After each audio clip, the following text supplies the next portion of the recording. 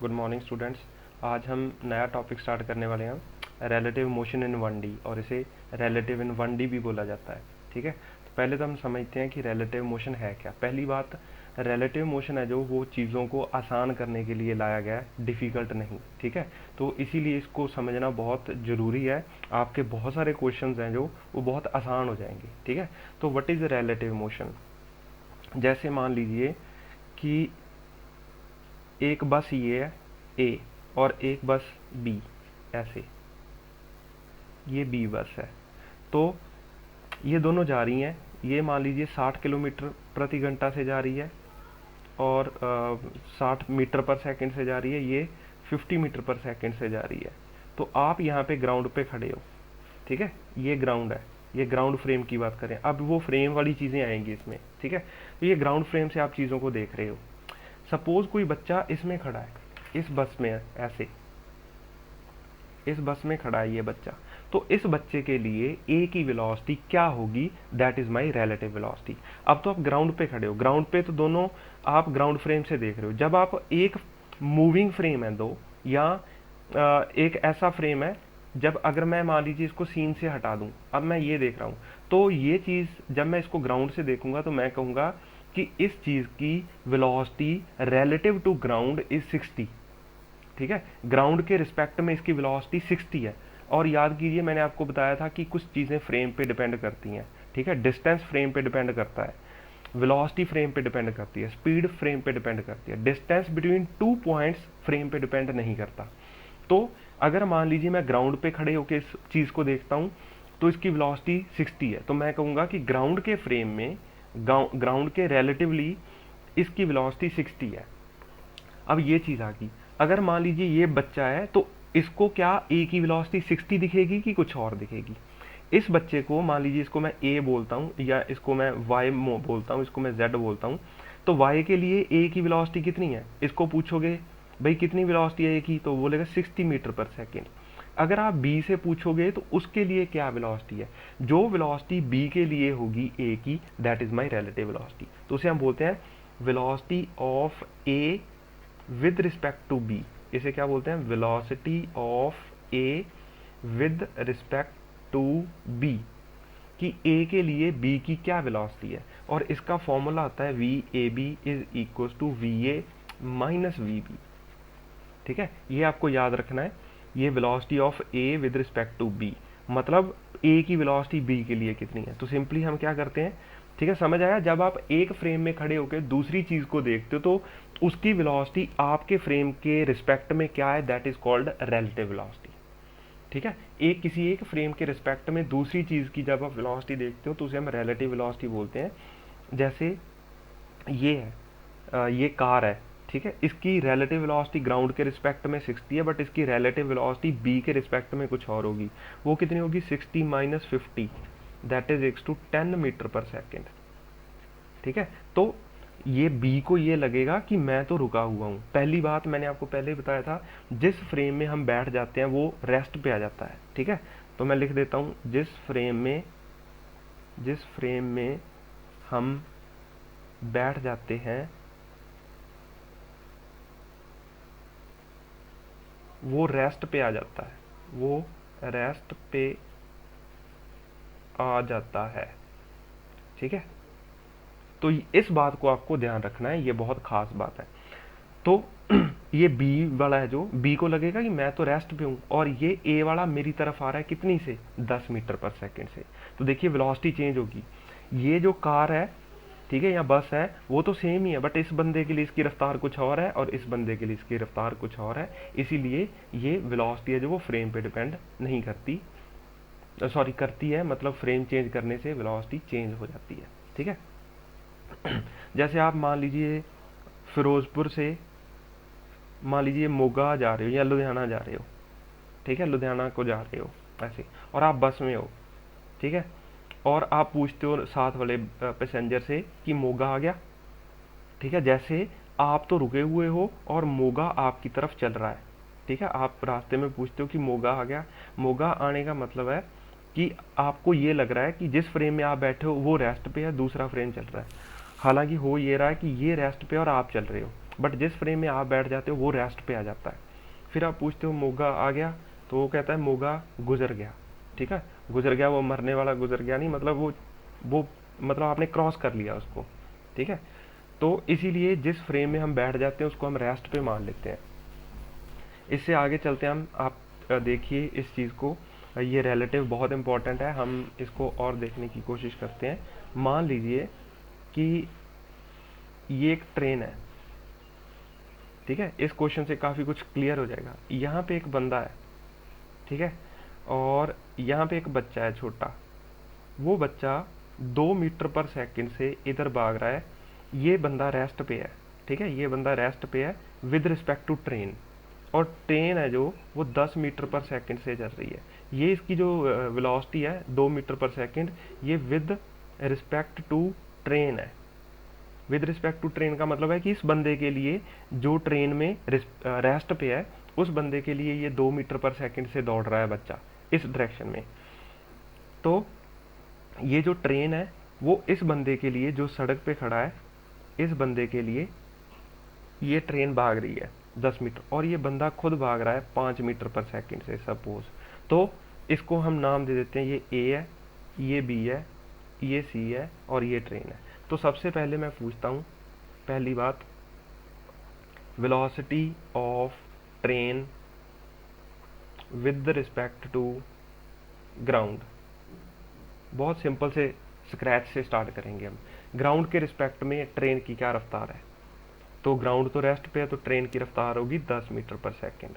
दूसरी चीज़, velocity of train with respect to A के रिस्पेक्ट में ट्रेन की रफ्तार क्या है? तो हम लिखेंगे velocity of train with respect to A is velocity of train minus velocity of A. Velocity of train is 10 और वेलोसिटी ऑफ ए इज 5, तो ये 5 मीटर पर सेकंड आ गया। ठीक है, इस बंदे को लगेगा कि मैं रेस्ट पे हूँ और ट्रेन मेरे से दूर जा रही है 5 मीटर पर सेकंड से। हालांकि ग्राउंड पे जो बंदा यहाँ पे ग्राउंड पे खड़ा है, रेस्ट पे है ग्राउंड पे, उसको पता है कि ये 10 से चल रही है, ये 5 से चल रही है। अब आगे चलते हैं। तीसरी चीज़, velocity of B with respect to A. ठीक है, तो बी की वेलोसिटी ए के रिस्पेक्ट में क्या है? तो देखिए, ये ट्रेन के फ्रेम में रेस्ट पे है, इसका मतलब जिस वेलोसिटी से ट्रेन चल रही है उसी वेलोसिटी से ये बी चल रहा है। तो ये सिंपली क्या होगा, velocity of B with respect to A is velocity of B minus velocity of ए।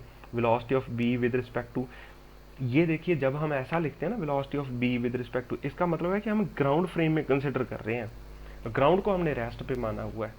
तो देखिए, जब भी हम रिलेटिव वेलोसिटी लिखते हैं, ये भी इंपॉर्टेंट पॉइंट है बहुत, जब भी हम रिलेटिव वेलोसिटी लिखते हैं तो दोनों सेम फ्रेम में होनी चाहिए वेलोसिटीज।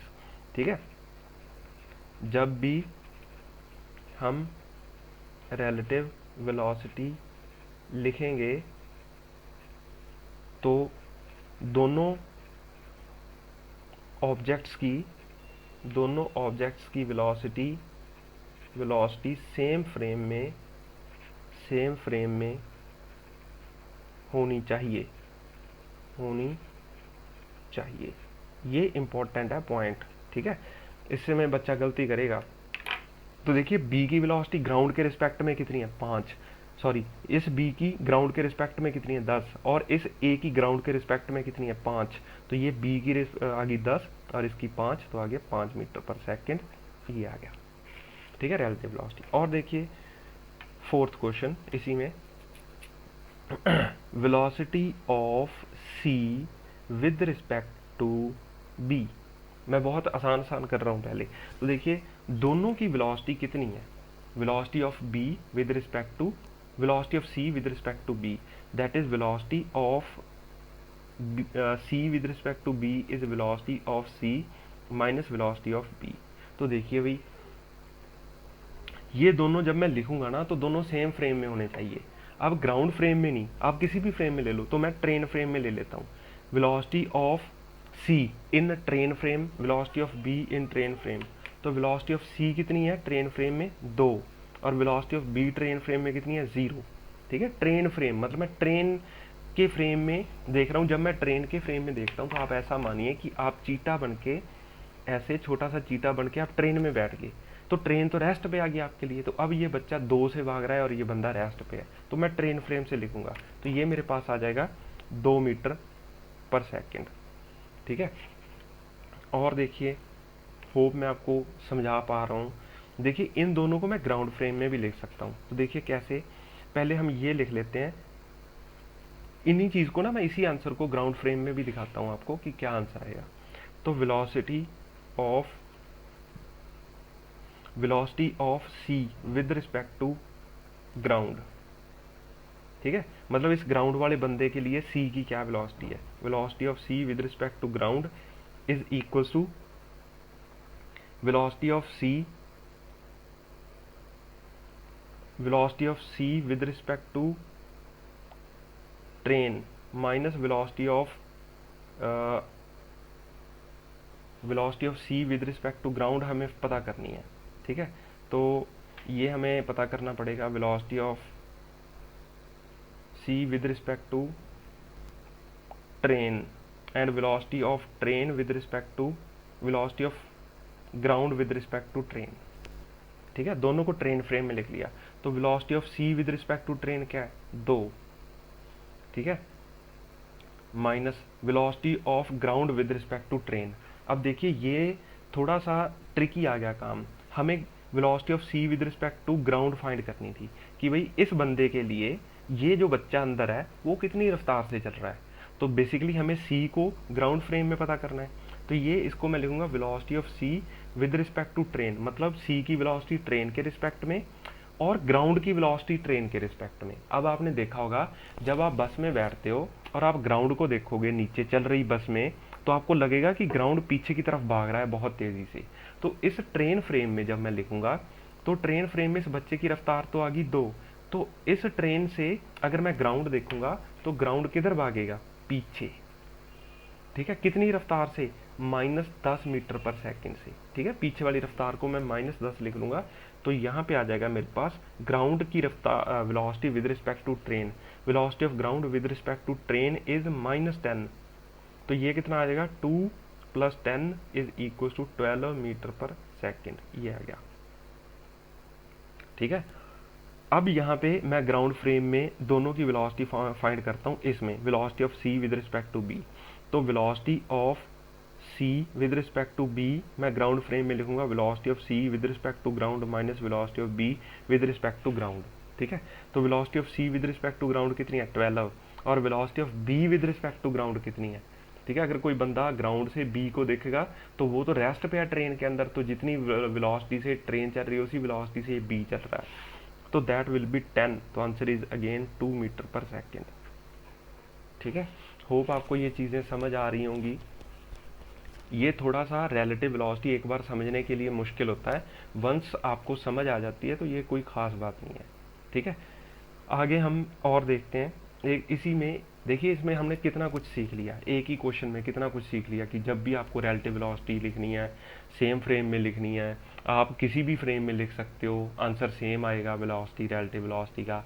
ठीक है, तो अब मैं लिखता हूँ वेलोसिटी ऑफ सी, इस सी की velocity of C with respect to A, तो that is velocity of C with respect to ground minus velocity of A with respect to ground. हमें velocity of C with respect to ground चाहिए थी, तो velocity of C with respect to ground है 12, और velocity of A with respect to ground क्या है, 5, तो आ गया 5। ठीक है, तो कितना आ जाएगा, 7 मीटर पर सेकेंड। ठीक है, ऐसे हम इन रिलेटिव क्वेश्चंस को करते हैं, और आपको इस रिलेटिव वेलोसिटी की समझ आनी चाहिए। आप एक बार इनको देखो और फिर उसके बाद इसको नोट आप खुद सॉल्व करके करना। ठीक है, आप इस क्वेश्चन को देखिए और इसका जब आप सोल्यूशन लिखोगे अपने नोट्स में, और उसको खुद अपने शब्दों में इसको करने की कोशिश करना। ठीक है, तो ये वन डायमेंशनल मोशन की हम बात कर रहे हैं, आगे हम और क्वेश्चन करते हैं वन डायमेंशनल मोशन वाले। ठीक है, रिलेटिव इन 1D। तो देखिए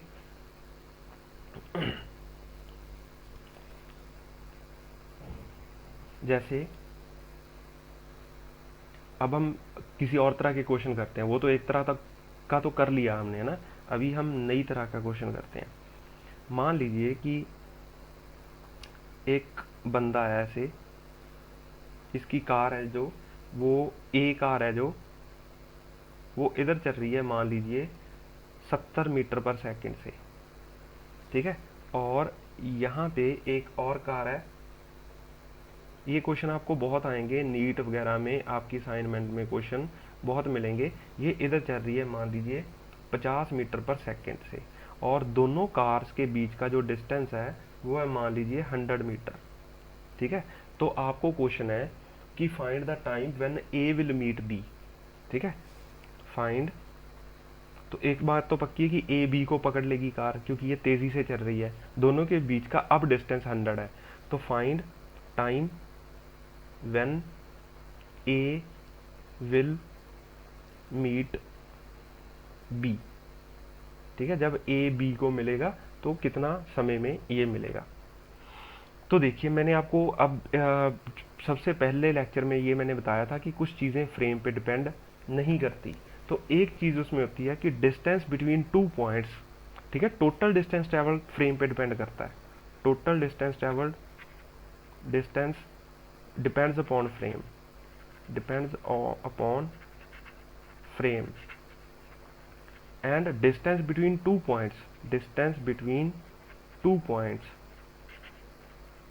टू पॉइंट्स वो होता है independent of frame, independent of frame, ठीक है। इन दो बातों का ध्यान रखना है। अब देखिए, जब भी आप ऐसे ग्राउंड पे खड़े हो, मान लीजिए ऐसे ग्राउंड पे आप खड़े हो, तो जब दो चीज़ें मूव करती हैं ना तो बहुत मुश्किल होते हैं क्वेश्चन। तो हम क्या करेंगे, हम एक कार में चीटा बन के बैठ जाएंगे, तो वो तो रेस्ट पे आ गई, अब एक मूव कर रही है, ठीक है, और हम फाइंड कर लेंगे। तो हम मान लीजिए कि आप बी कार में चीटा बन के बैठ गए, ठीक है। तो लेट्स सिट, इसको सोल्यूशन है, देखिए इसको कैसे सॉल्व करते हैं। Let's sit in car B, अगर आप बी कार में बैठ जाओगे then B will be at rest, ठीक है। तो हमें अब ए की velocity with respect to B, पहले तो ये 70 और 50 तो ग्राउंड फ्रेम में है ना वेलोसिटीज, अब आप बी में बैठ गए, तो अब बी के रिस्पेक्ट में इस फ्रेम में आपको इसकी वेलोसिटी पता करनी है। तो हम velocity of A with respect to B करेंगे, तो velocity of A minus velocity of B, that will be 70 minus 50, that is equal to 20 metre पर सेकेंड, ठीक है भाई। अब बी बंदे को ये लग रहा है, बी वाले चीटे को, कि ये ए 20 मीटर पर सेकेंड से इधर चल रही है, तो टाइम कितना लगेगा, time is equal to distance upon velocity, ठीक है। वेलोसिटी कौन सी लेनी है, रिलेटिव, ठीक है, क्योंकि इसमें एक्सेलरेशन तो है ही नहीं, तो distance equal to velocity into time वाली वो चीज़ हम करके सॉल्व कर लेंगे। तो डिस्टेंस कितना ट्रैवल करना है, ठीक है। अब देखिए यही चीज़ आ गई ना, डिस्टेंस इंडिपेंडेंट ऑफ फ्रेम है, चाहे आप यहाँ पे खड़े होकर ग्राउंड फ्रेम पे खड़े होकर डिस्टेंस देखिए दोनों के बीच का, चाहे ए बी में बैठ के देखिए, तो दोनों के बीच का डिस्टेंस कभी चेंज नहीं होता। तो दोनों के बीच का डिस्टेंस कितना है, 100, और कितनी रफ्तार से ये इधर चल रही है रिलेटिव वेलोसिटी 20, तो 5 सेकंड में ये मिल जाएगी, ठीक है। ऐसे करते हैं। तो कहीं तो देखो दोनों मूव कर रही थी, ठीक है, दोनों मूव कर रही थी, अब आप एक में बैठ गए तो दूसरी सिंपली एक मूव करेगी, दूसरी रेस्ट पे आ जाएगी, ठीक है। ऐसे क्वेश्चन दोबारा करने का और करने का कोई मकसद नहीं है, ठीक है। हम एक अच्छी तरह का और क्वेश्चन करेंगे नया, ठीक है। ये कर लोगे आप, मेरे ख्याल से ऐसा क्वेश्चन आएगा तो जिसमें दोनों जिसमें एक्सेलरेशन नहीं है, सिंपली वेलोसिटी से चीज़ें चल रही हैं, ठीक है। और देखिए क्वेश्चन ऐसी एक कार ये है, ठीक है, और ये ए कार है जो, उसकी जो वेलोसिटी है वो है 20 मीटर पर सेकेंड, और जो इसकी एक्सेलरेशन है वो है 3 मीटर पर सेकेंड स्क्वायर, 3 मीटर पर सेकेंड स्क्वायर। और यहाँ पे एक और कार है बी, ठीक है, और ये चल रही है मान लीजिए एक्सेलरेशन इसकी या रफ्तार इसकी 10 मीटर पर सेकेंड, ठीक है। तो मतलब इसकी स्पीड इससे कम है, और एक्सेलरेशन है इसकी 5 मीटर पर सेकेंड स्क्वायर, ये ऐसे दोनों के बीच का जो डिस्टेंस है वो मान लीजिए 60 मीटर है, ठीक है। तो find time when A will meet B, find time when A will meet B. आपको ये बताना है कि ए बी को कब पकड़ेगा। होप आपको सिचुएशन समझ आई होगी।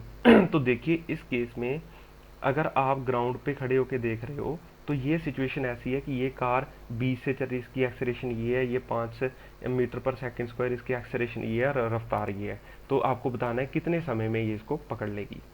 तो मैं इसको सॉल्व करता हूँ।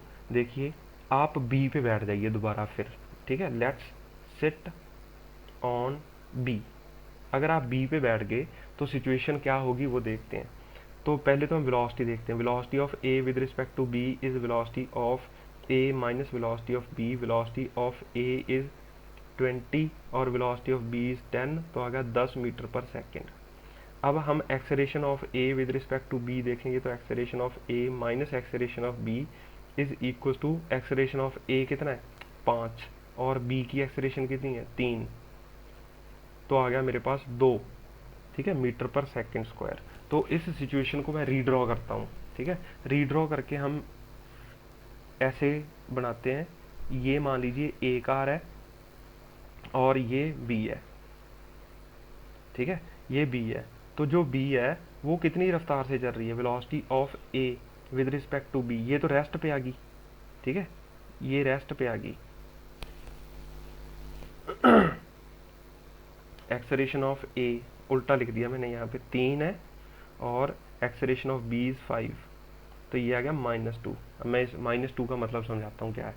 ये तो रेस्ट पे आ गई, ठीक है। अब ए की रफ्तार कितनी है, वो है 10 मीटर पर सेकेंड और इसकी एक्सेलरेशन कितनी है -2। -2 का मतलब एक्सेलरेशन होगी इसकी इस डायरेक्शन में, इस डायरेक्शन में एक्सेलरेशन है, दैट इज 2 मीटर पर सेकेंड, ठीक है। और दोनों के बीच का जो डिस्टेंस है वो तो फ्रेम चेंज करने से होता नहीं है, वो 60 मीटर।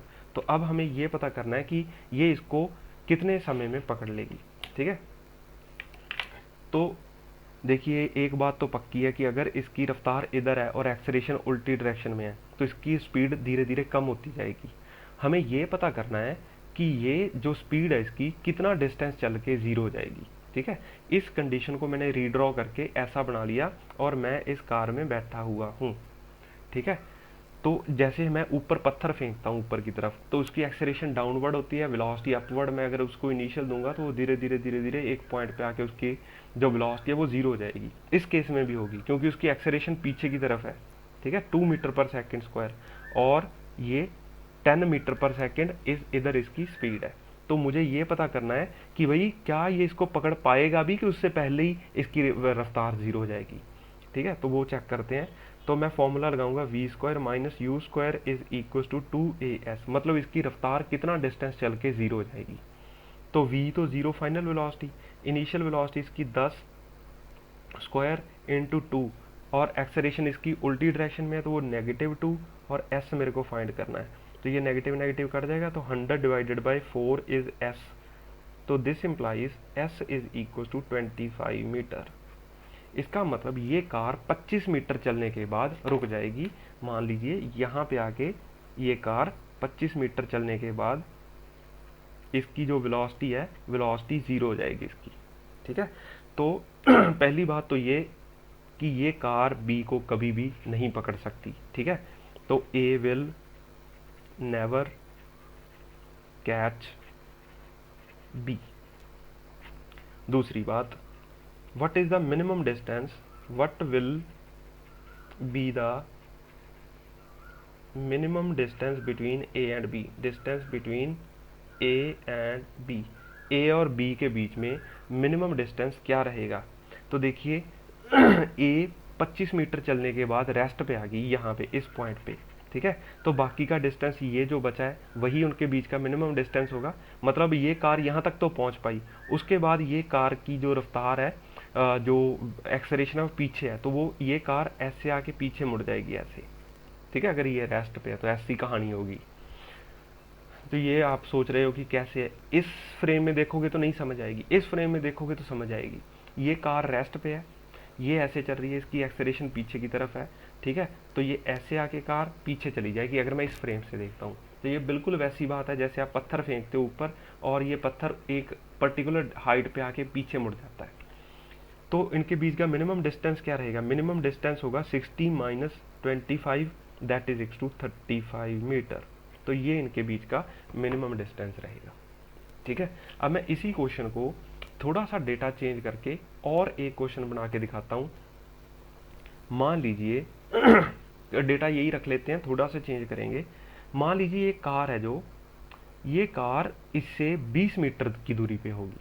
ठीक है, तो ये जो ए कार है, क्योंकि हमने सारी कैलकुलेशन कर रखी है, मुझे तो कोई और चीज़ दिखानी है आपको। ठीक है, तो ये जो कार है इधर चल रही है वो 20 मीटर पर सेकंड से, और इसकी एक्सेलरेशन है जो वो है 3 मीटर पर सेकंड स्क्वायर। और यहाँ पे एक और कार है